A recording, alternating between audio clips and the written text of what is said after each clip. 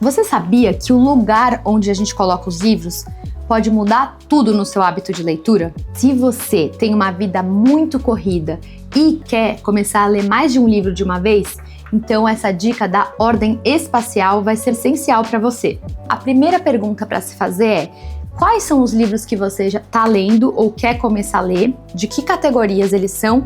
E onde você pretende ler? Que horas? Então, dependendo dessas respostas, você define onde você vai colocar esses livros na sua casa. Eu vou contar aqui para vocês como que eu faço para vocês adaptarem à realidade de vocês. Então, começando pelos horários do dia mesmo, o primeiro livro que eu costumo ler todos os dias é o meu livro de leitura espiritual. É uma categoria de livro sobre alguma virtude, sobre alguma história, biografia de um santo. Esse livro eu gosto de ler no meu quarto, na poltrona que eu tenho no meu quarto, logo que eu acordo de manhã, como a primeira coisa que eu faço. Então, eu deixo esse livro numa cômoda que eu tenho no meu quarto.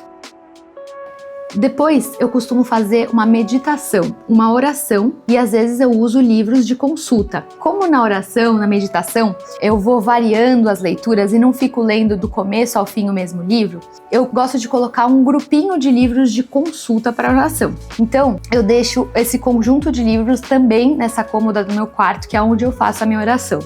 Agora, os livros de trabalho. Onde eu costumo trabalhar, que é no meu escritório, aqui em casa, eu tenho um cantinho que eu deixo os livros do momento, os livros que eu tô lendo para o trabalho. E aí eu tenho um horário definido para ler esses livros, até uma meta de páginas, e eu deixo esses livros bem à mão, à vista. Logo quando eu chego no escritório, eu consigo já localizá-los. Depois eu tenho também um livro de literatura, um livro de descanso, que é mais para ler antes de dormir. Então eu deixo ele logo do lado da minha cama, em cima da minha cômoda. Ele tá sempre bem acessível lá. Uma coisa muito importante é não ficar colocando livros que você não vai ler também muito visíveis, porque isso é uma poluição visual, te deixa um pouco mais ansioso de querer ler mais do que você tinha se proposto. E por fim, tem o livro de bolsa. É aquele livrinho normalmente pequeno, tem que ser pequeno para caber na bolsa mesmo, para você ler quando dá. Então, quando surge um tempinho numa fila de espera para fazer um exame, ou quando você está num trânsito muito pesado.